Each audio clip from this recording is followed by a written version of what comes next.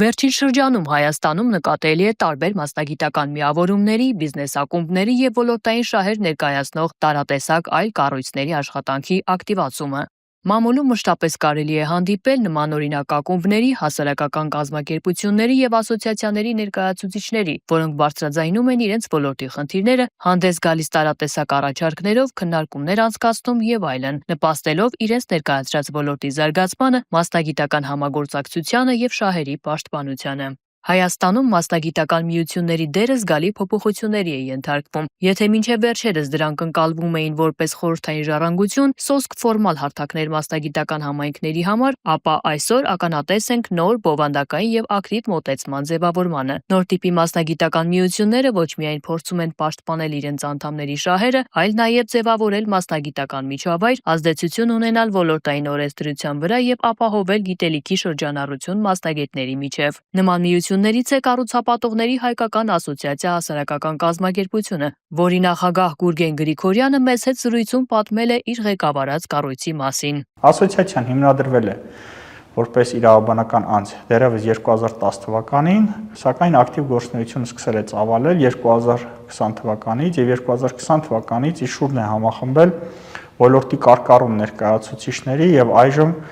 մեր ասոցիացիայի խորհուրդը հիմնադիր կազմը ձևավորված է 9 անդամից, խոշոր կառուցապատող ընկերություններ են դրանք։ Ասոցիացիայի խորհրդի անդամներն են հանդիսանում Mixin ընկերությունը, MakeSQ ընկերությունը, Art Company ընկերությունը, Renshin ընկերությունը, Elite Group ընկերությունը, Solar City, Հայկի շինարարություն, Art Residence, Arcada Construction ընկերությունները։ Մեկ բան ակնհայտ է, Հայաստանում փոխվել է մասնագիտական միություն հիմնելու մոտիվացիան։ Եթե նախկինում դա հաճախ լինում էր պետական նախաձեռնություն, ապա այսօր միությունների հիմքում կանգնած են հենց մասնագետներն ու ոլորտի գործարարները։ Նրանց համար միությունը դառնում է գործիք ոլորտային ազդեցություն գործադրելու, ցանցային համագործակցություն ապահովելու, միջազգային ծրագրերի մասնակցելու կամ տվյալ ոլորտում ընդհանուր խաղի կանոնները ձևավորելու համար։ Պետությունն էլ այլևս ոչ թե ուղղորդում, այլ ստիպված է լինում աշխատանքային նորմալ հարաբերություններ ունենալ մասնագիտական միավորումների հետ, լավ հասկանալով, որ նման համագործակցությունը իրական խնդիրներ է լուծում առաջին հերթին այս կամ այն ոլորտում պետական քաղաքականության իրացման եւ ավելի շոշափելի արդյունքներ ունենալու համար։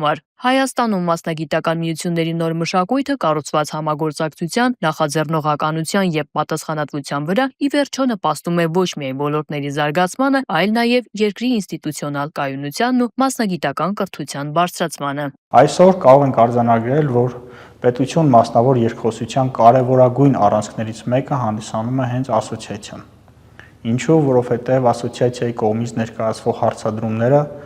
լինում են լսելի պետության կողմից եւ պետության կողմից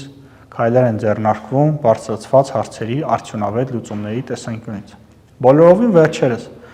անշարժ գույքի հարկի, նույնիսկ գույքահարկի հետ կապված խնդիրը, որին բախվեցին կառուցապատողները, մասնավորապես կառուցման փուլում գտնվող անշարժ գույքի համար գույքահարկ գանձելու վճարելու պարտավորության վերաբերյալ խնդրին էին բախվել կառուցապատողները եւ ի ուրախություն բոլորի պետք է արձանագրեն, որ պետություն մասնավոր երկխոսությունը տվեց իր դրական ազդակները եւ այսօր արդեն համապատասխան օրենսդրական փոփոխության նախագիծը շրջանառվում է կառավարության ներկայացուցիչների միջև եւ լիահույս ենք, որ մոտ ապագայում արդեն ազգային ժողովում օրենքի տեսքով կունենանք հաջողության հերթական պատմությունը։ Կառուցապատողների հայկական ասոցիացիան առաջին հերթին գործում է որպես գործընկերային հարթակ, որի անդամները կարող են շփվել միմյանց հետ, քննարկել ոլորտային խնդիրները, փոխանակվել փորձով եւ ձեռք բերել նոր հնարավորություններ։ Անդամակցությունը ասոցիացիային ինքնին բարձրացնում է կառուցապատողների վարկանիշը ոլորտում, բայց ամենակարևորն այն է, որ ասոցիացիան ըստ էության դարձել է իր անդամ կազմակերպությունների շահերի լավագույն պաշտպանը։ Կառուցապատման համայնքում խնդիրները բազմաթիվ են, բազմազան եւ կարելի է բաժանել հիմնականում երկու խումբ խնդիրների։ Առաջինը վարչահարական բնույթի խնդիրներն են, որոնց ամենօրյա կտրվածքով բախվում են կառուցապատողները, եւ երկրորդ խումբը օրենսդրական բնույթի խնդիրներն են։ Օրենսդրական բնույթի խնդիրներից գերկարևորը վաճառքի խթանման ուղղությամբ իրավական նոր մեխանիզմների մշակման աշխատանքներն են։ Ինչպես հայտնի է, եկամտային հարկի հետ վերադարձի ծրագիրը արդեն իսկ դադարել է գործել Երևան համայնքում եւ կարճ ժամանակ անց կդադարի գործել հետսեթե նաեւ մարզերում։ եւ անհրաժեշտ է նոր օրենսդրական կարգավորում, որը կխթանի վաճառքների գործընթացի իրականացմանը, քանի որ այսօր իսկապես շատ մեծ է պահանջարկը օբյեկտիվ իրականության մեջ, սակայն քչեին է հասանելի, որովհետեւ այսօրվա բարձր տոկոսադրույքով հիպոթեկային վարկերը ոչ բոլորին է հասու։ Եվ այդ տրամաբանության համատեքստում կառավարության ներկայացուցիչների հետ ունեցել ենք բազմաթիվ քննարկումներ եւ ներկայացել մեր մտահոգությունները, առաջարկելով արդյունավետ լուծումների մեխանիզմներ, այդ թվում հնամաշ բնակարանային ֆոնդի ռենովացիայի քաղաքականության ուղղությամբ համատեղ անելիքներ, հիպոթեկային վարկերի տոկոսների իջեցման նվազեցման ուղղությամբ առաջարկներ, նոր ֆինանսական գործիքների խթանիչ հանգամանքների ներդրման ուղղությամբ առաջարկներ։ Պետք է նշեմ, որ նշված առաջարկները այժմ գտնվում են քննարկումների փուլում, սակայն առարկայական կոնկրետ լուծումներ այս պահին ցավոք դեռևս չունենք։ Մյուս խնդիրը վարչարական բնույթի խնդիրներն են, որոնց ամենօրյա կտրվածքով բախվում են կառուցապատողները։ Այսօր հայրենական անշարժ գույքի շուկան անցում է կատարում դեպի միջազգայնացում։ Այդ գործընթացում իր կարևոր դերն ունի նաև կառուցապատողների հայկական ասոցիացիան, որը կառավարության հետ համատեղ ակտիվորեն մշակում է ապարտ հոթելների օրենսդրական կարգավորումները, ինչն իր դրական ազդեցությունը կունենա նաև օտարերկրյա ներդրումների ներգրավման տեսանկյունից։ Այսօր շատ կարևոր է ներգրավել